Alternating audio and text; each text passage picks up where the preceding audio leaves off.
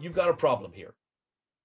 And this was a problem for the the Orientalists, those who supported Islam, not Muslims themselves, but great thinkers and great scholars in the 19th century and in the 20th century. And in the 20th century, so about 100 years ago, well, you had Dr. Montgomery Watt. Dr. Montgomery Watt decided to solve the problem because you just can't find any reference to Mecca anywhere at all. So he said, hold on a minute. How did Mecca get its importance? Because if it was such a, if historically, from what the Quran tells us, from what all the traditions tell us, see that the traditions are all written in the 9th and 10th century. They're written 200 to 300 years after Muhammad. Did you know that, Korede? Yeah. You did know that. But see, many of your hearers don't know that. All the traditions, Ibn Hisham is the first. He's the first to write down the biography of Muhammad. He was writing, well, he died in 833. Muhammad died in 632. So that's 200 years after the fact. That's the first we have of the biography of Muhammad. Then you have Sahih Bukhari, you have Sahih Muslim, Ibn Dawud, At-Tirmidhi. Those are all the hadith, the sayings of Muhammad. Well, the first one of all the sayings that were written down was al-Bukhari, and he dies in 870. That's 240 years after Muhammad. So you can see a problem with that. Sahih Muslim, Ibn Dawud, Tirmidhi, all come after al-Bukhari. But the man you need to go to find about the history of the world and everything we know as the historical context, what we're talking about today is al-Tabari. You need to go to al-Tabari. He died in 920. That's the 10th century. That's 300 years after Muhammad. 300 years after Muhammad. And that's why there's such a problem here. That's why there's such a problem here. Because what we're saying is, maybe I should stop sharing it just to make this important. What we're saying here, Korede, is that obviously if this is the guy that we need to go to find out about the history of mankind, because he's the one that introduces the Tariq, which is the histories, and he's the one that introduces the Tafsir, which are the commentaries on the Quran. And it's those commentaries and that history that you find about Mecca. All right? Did you find about the Jahiliyyah period? That means the period of ignorance. That all these people before Muhammad were all stupid, idiots. That's really what it's saying. And what I'm saying is, hold on a minute. They were not idiots. They were not stupid. Please don't call it Jahiliyyah. This is not a period of ignorance. It is the time that Muhammad comes that all the ignorance starts to appear, because they are making claim after claim in the tafsir and in tahriq. You're making claim after claim about Abraham and Moses, and yet almost in every case they've got it wrong. They got the wrong man at the wrong place doing the wrong thing at the wrong time. What was Abraham doing in Mecca? He never was down in Mecca. And yet there it is in chapter 21 of the Quran, from verse 51 to 71. In Mecca, going into the Kaaba, destroying all the idols, coming out the next day, the Muslims then throw him, they're not the Muslims, well, the Muslims would say they're Muslims. They come and they throw him into a fiery pit. How idiotic can you get? What's Muhammad doing way down south there? See, why haven't anybody asked this question before? What's Abraham doing in Mecca? That is not historical. No historian will agree with that, because Abraham never went that far south. Look at all the references to him. There's nothing at all that would put him that far south. Now, let's get back to, and let's continue on with the PowerPoint. Okay, so that's why I'm bringing this up. It's important that we do unpack that. So here comes Montgomery Watt, and he brings in this trade route theory. Now, here's the trade route theory. Look at this map here, Korede. This is a map that shows what the world would have looked like when Islam was being birthed. Okay, so this is a map made in the 20th century, looking back at the 7th century. So you look on the right, the Middle East Hijrah, AD 622. So this is the time when Muhammad supposedly went from Mecca to Medina, right? That's what it would have looked like at that time. If you look at it carefully, you will see a lot of the place names don't make sense because they're not the names that we use today. So if you notice, Yathrib is the name for what is today Medina. You see Yathrib there? If you look on the western side of Arabia, just above Mecca, if you go way up to where Baghdad is not called Baghdad, it's called Ctesiphon. Yeah, you can see Ctesiphon right there in what is today Iraq, straight up above the Persian Gulf. So there are lots of different names, and they're not the names we would use today. These are the names from the 7th century. Okay, so just to show you why if people get confused when they look at this map. Now, what did Montgomery Watt say? Well, all the trade coming from the east, that means from China, from Burma, from India, all those countries. Now, those were not the names of those countries at that time. I'm giving them modern day names so people know what I'm talking about.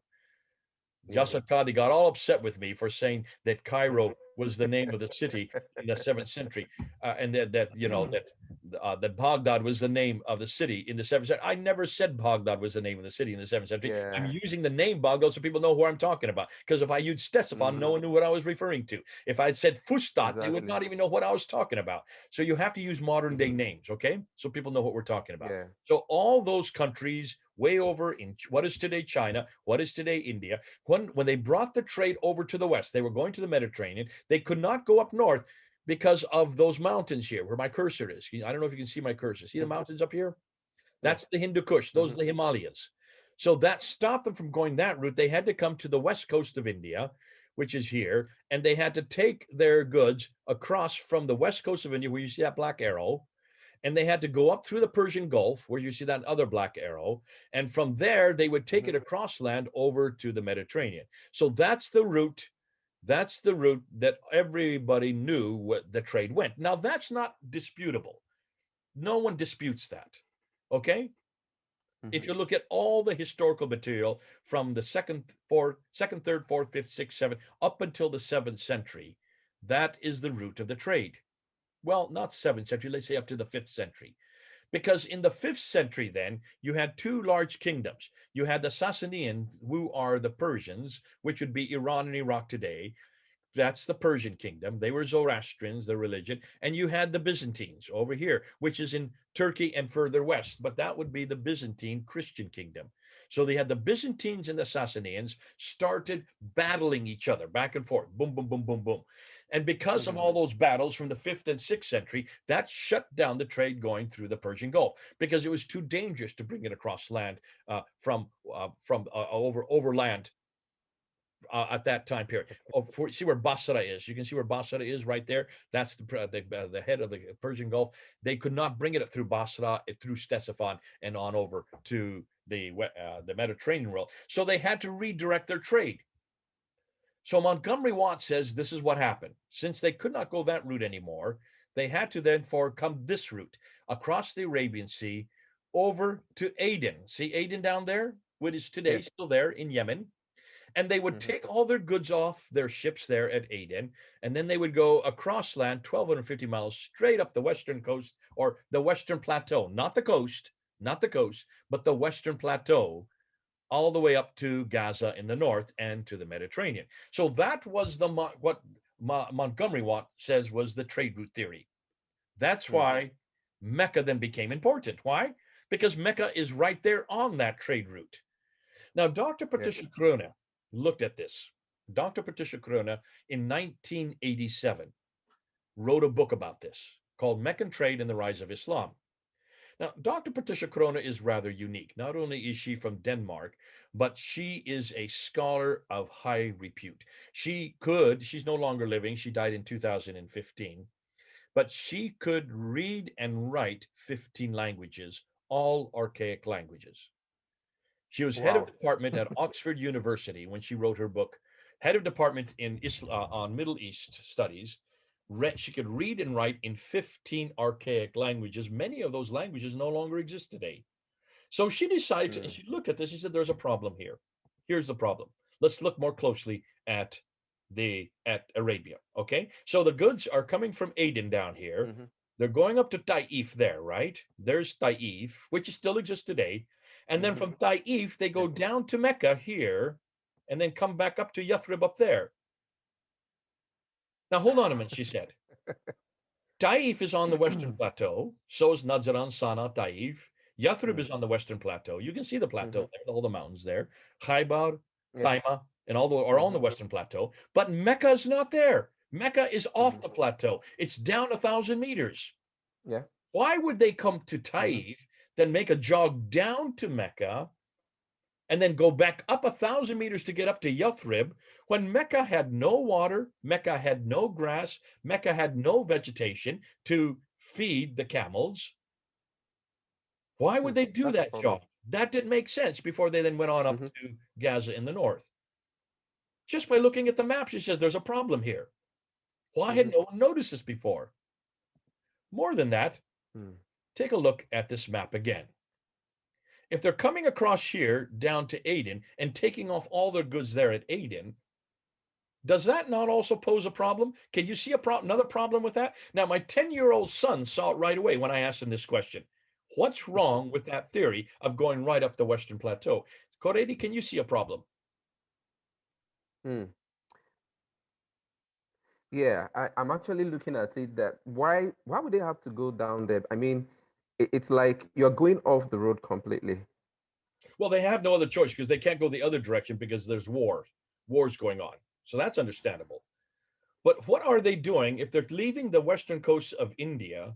They're leaving on what? On boats. Am I correct? Yeah, yeah, Why do that's you go true. on boats? Why do you always use boats? Because Because of waters. it's the cheapest way to go, Okay. right? Water is the cheapest way to go if you want to take a large. Dr. Patricia found out that if you take a ton of goods, 1 ton, to take a ton of goods by land and by sea, that same ton of good would cost the same amount for 50 miles by land. Just 50 miles by land would cost the same amount as 1,250 miles by sea Wow. for just going 50 miles by land. Because why? Because you have to have camels, you have to feed the camels, you have to house the camels, you have to Yeah, protect your goods yeah. about the dacoits, you have to travel overland, the wear and tear that goes on, the heat that's there. You can only travel at night because of the heat. And you have to sleep during the day. All these problems, plus you have to buy the camels to begin with. Boats, however, they're already made. They last. They Mm-hmm. don't have to be fed. Boats float Yeah, on water, which costs nothing. No one charges you. And you don't even have yeah. to feed them. You just let the wind push them. So boats are by Mm-hmm. far the cheapest way to send goods. And you can put much more on a boat than you can put on a camel, right? That's true. You can put Even tons and till today, tons on Dr. a J. boat, Smith. whereas you Even have till to have today, hundreds of most goods. camels to Mm-hmm. equal one boat. So because of that, Mm-hmm. it's prohibitively expensive to go overland unless you have no other choice, especially if you're going inland. But if you're not going Mm-hmm. inland, you're going over to the Mediterranean. The best way to do it is by boat. Am I correct? That's true. So now look at the map again, and where's the problem here? Look at the Red Sea. It's yeah. Why did they go It's on? a Why tricky did they one just for. go up the Red Sea? Okay. See, Patricia Crone asked a perfectly logical question. She says, hold on a minute, everybody look at a map again. If you're already on boat, everything's on boat, you've sailed across the Arabian Sea, why in the world would Mm-hmm. you take everything off there at Aden and go 1,250 miles by land? That's the distance from Aden up to Gaza. Why would you go 1,250 miles by land when you have a waterway? Why don't you just keep it on board the ships? Go right up the Red Sea. Oh, yeah. I think I can see what the problem is right now. I mean, they should have just moved on the sea straight up. They should have continued on the sea. It made no Exactly. sense to take them across land. It would have been too expensive. Did no one ever question this before? And she was the first to question this. For 1,400 years, no one bothered to look at a map until she did in 1987. So she decided to go one step further. Now remember, she reads and writes 15 languages. She decided to go back and check this out. So she went back to the trading documents from the second, third, fourth, fifth, sixth, seventh, and she could read them all because she reads those languages. She reads the languages on the western coast of India. She reads Syriac. She reads Nabatean Aramaic. She Mhm. reads all these languages. Remember this time, second, third, fourth, there was no Arabic. Arabic had not yet been invented. Arabic is a new language. I don't know if you know that. But the Wow. Arabic we use in the Quran, was only being written down for the first time in the 7th century. Muslims know that. They know that because when you look at the oldest manuscripts of the Quran, they only have 16 letters in the Arabic. Today we have 28 letters. Where did the other 12 letters come from? They had to be created because of how hopeless Arabic is. It's one of the worst languages to communicate in with only 16 letters. That's why It's kind of stupid to say that Arabic existed at the time of Abraham and Moses and that Jesus spoke Arabic. No, none of them. Arabic never existed that early. And so as a result of that, you can see when she looked at all these trading documents, she came across a completely different scenario. Guess what she found? She found What? that what they were not taking their goods off in Aden at all.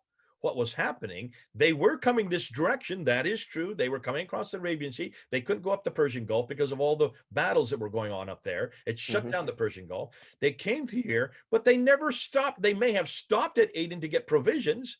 That's true. They would stop to get provisions, but they never took off any of their goods there.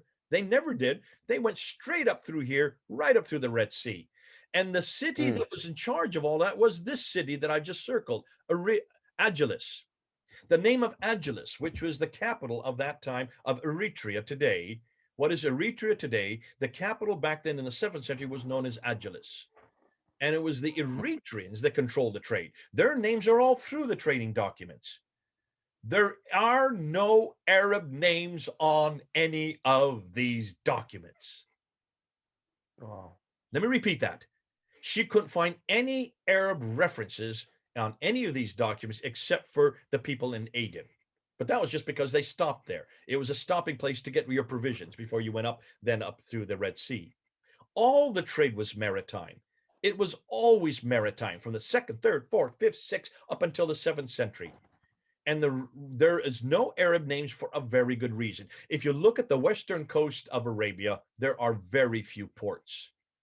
Most Arabs were not people that traveled by sea. They almost all traveled by camel.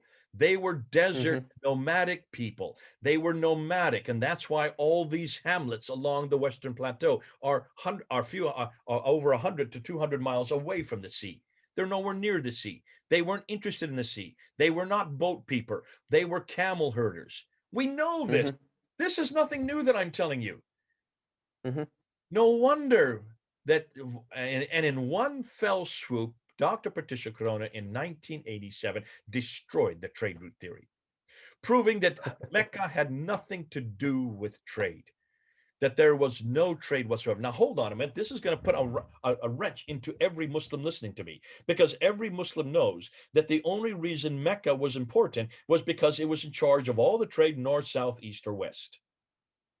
What she did with just one book in 1987 was destroy the whole reason for Mecca being wealthy. How could Mecca be wealthy, therefore? And then, of course, she asked the next question.